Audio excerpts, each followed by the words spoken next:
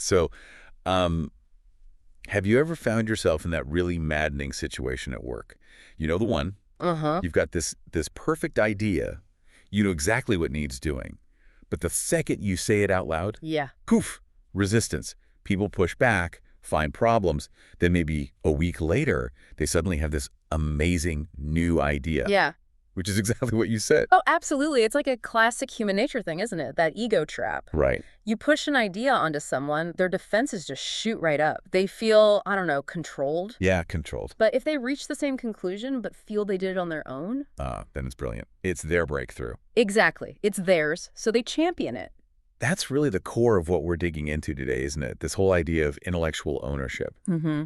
Our mission here is to pull out the practical stuff, the how-to, from the sources we've looked at. How do you get that highest level of cooperation? Yeah, not by ordering people around. No, definitely not. But through, like, suggestion and maybe, surprisingly, humility.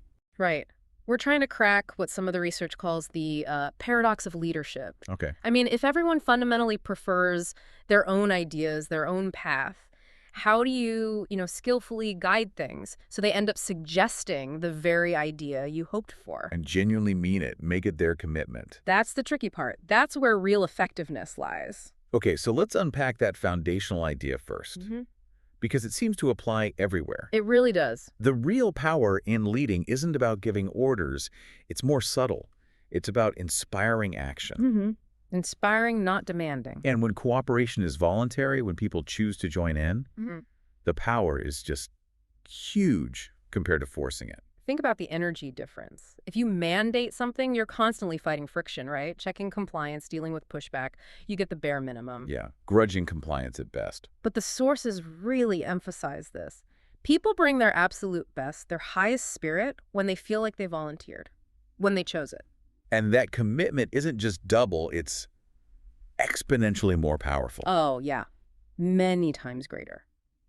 Because it taps into something deeper. Which goes back to basic psychology, like you said, that drive for autonomy. Exactly. If they feel the idea is genuinely theirs, they don't just do the task. No, they do more. They protect it, they defend it, they troubleshoot it. It's like, it's tied to their own reputation, their honor even. That's a really key point. They own the successes and the failures. Right. They're defending their judgment, not just following your orders, which actually de-risks it for you as the leader.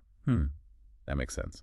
And look, this isn't just theory. We see it playing out in really tough situations, turning around a failing team, navigating complex politics. Okay, well, that's a perfect lead into some of the real-world examples we found. These stories about ownership are pretty fascinating. Let's start with that business one, the manager in Philadelphia, Adolf Sels. Ah, yes, Sels. Great example. He was in a tight spot, really needed maximum effort and, better morale from his team. But instead of just laying down the law, which you'd expect. Right. Which would have spread resentment. He did something quite clever, psychologically. He called them together, but flipped the script immediately. He didn't start with his demands, he started with them. Exactly. He asked them straight up, what do you expect from me? Wow. What do you need from me to do your best work? And apparently, he wrote every single answer up on a board, publicly. So he committed to their needs first. Right there, in front of everyone. That's the linchpin. It triggers reciprocity. You give first. Only after he showed he was committed to their success did he ask the return question. Okay, what was that? Now, what can I expect from you? And because he'd built that foundation of respect. Precisely. They weren't being dictated to. They voluntarily listed their own commitments, their own goals. So they basically designed their own performance standards. Yeah. And the sources say the result was immediate. Morale shot up, sales went through the roof. Why? Because they were executing their plan. They owned it. They owned it because they wrote it. Simple as that. It's brilliant, really. He wasn't chasing accountability from the outside. He fostered it from within. They were accountable to themselves and each other. Okay, so that works in a sales team. Yeah. But what about, say, politics? Seems much harder there. You'd think so, but look at the Theodore Roosevelt example from when he was governor. Right. We used a similar tactic, didn't he? With opponents. The exact same psychology. He wanted a particular person appointed to a key role, but he knew if he proposed the name. Instant resistance. Political suicide, maybe? Probably. So instead of forcing it, he just waited. He let his opponents nominate candidate after candidate. Just let them run the show, essentially. For a while, yes, incredible patience. Let them argue, spend their political energy fighting each other over who they wanted. Okay, but hang on. That sounds really risky, doesn't it? I mean, in government, waiting isn't always an option. Deadlines, crises. What if they'd landed on someone truly awful? That's the gamble, the tightrope of this kind of leadership, I suppose. Roosevelt must have calculated that the cost of forcing his choice and dealing with the fallout was higher than the risk of waiting patiently. He probably figured that eventually, through their own process of elimination and debate, they'd land on someone competent, politically feasible. Which just happened to be the guy he wanted anyway. Exactly, or at least someone very close, someone acceptable who fulfilled the need. And the payoff. Because the whole nomination process, the debates, the final pick, it was all theirs. They couldn't really fight against their own choice, could they? No, I guess not. They'd look foolish. So they supported the appointment, even though it achieved Roosevelt's original goal. It really hammers home that core idea, doesn't it? The quote the sources mention. Ah, the Dale Carnegie one. Everyone prefers to act according to their own will, and no one wants to act on the orders of others. Yeah.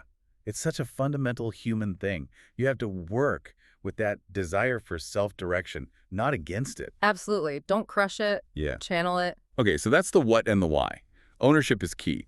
But let's get practical again. How do we actually do this? How do we encourage that ownership without just seeming passive or like we've lost control?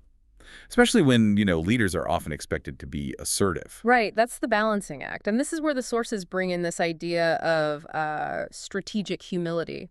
They use the term kiem. Kiem?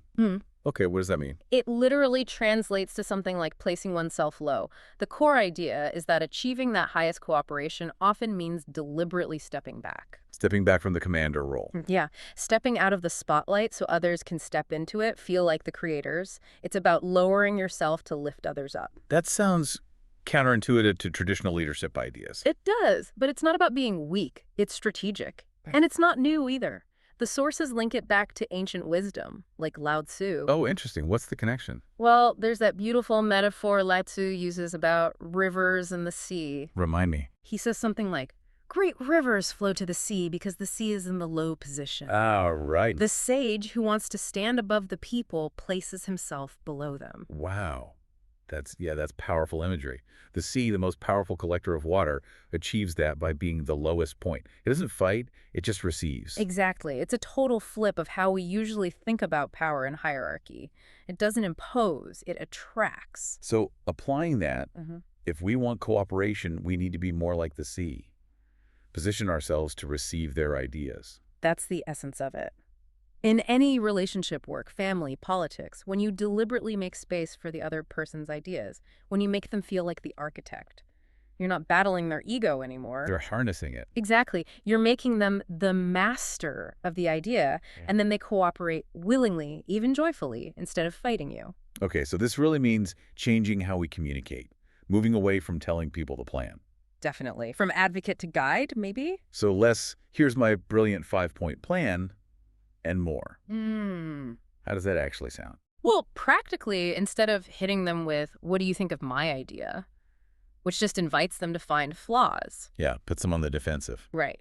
You frame the problem first, then maybe ask something open-ended, like, what are some potential ways forward we haven't considered yet? Or maybe I've been kicking around a possible approach, but I'm really curious, what does the team see as the biggest roadblock we need to tackle first? So you're subtly seeding your thoughts, but as possibilities, as things you're mulling over, not as directives. Exactly. You present it as a suggestion, maybe incomplete. You let their minds work on it, connect the dots, let them have that aha moment. And critically, if they then voice the solution or something close to it. You jump on it. You validate their ownership. That's brilliant. Or, I hadn't quite framed it like that. That makes sense. How do we build on your suggestion? You reinforce them as the creator. Got it. That's the key. Okay, so wrapping this up, what does this mean for you listening right now, heading into your next tricky conversation or team meeting? Let's try to synthesize this. I think the main takeaway is that genuine cooperation isn't about dragging people onto your path. It's about finding a path you can walk together, one they also genuinely want to be on. Your role as leader is maybe setting the general direction, the why. Right, the destination maybe. But let them help design the route, the how. So the big actionable shift for everyone listening, based on all this, is really about breaking that habit of needing to be right, needing to assert your solution first. Yeah. When your gut says prove your point, try pausing. Ask questions instead. Really listen. Offer ideas gently as suggestions. Let them find the answer. Which, ironically, might be the answer you had in mind all along. Often is, but it lands differently. That shift from being the dictator of the plan to the guide of the discovery, that's what unlocks incredible commitment, incredible energy. You stop being someone they have to endure and become someone who helps them succeed, a catalyst. Okay, so here's a final thought to maybe mull over yourself. If this deep cooperation really relies on us taking this position of strategic humility, this deliberate low position like the sea, how do we balance that? Balance it with what? Well, with the external pressures we all face, right? The expectation sometimes for leaders to be visibly assertive, decisive, taking charge. It's a tension there.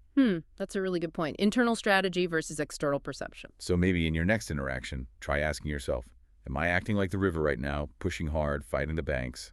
Or am I being the sea, patiently receiving, letting things flow to me? Thinking about that might just be the key.